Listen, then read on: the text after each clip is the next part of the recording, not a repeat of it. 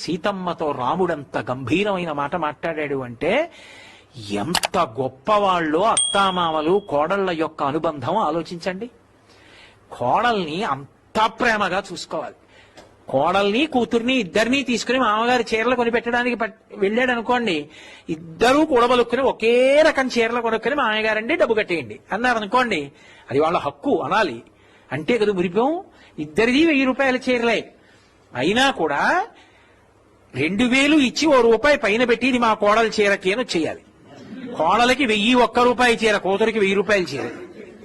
ఎందుచేతంటే తన శరీరం పడిపోయాక కూడా ఉద్ధరించేది కోడలు, తన వంశాన్ని నిలబెట్టింది కోడలు, తనని తాతని చేసింది కోడలు, తన జీవితంలో సమస్త సంతోషాలకి ఆలవాలం ఆ కోడలు.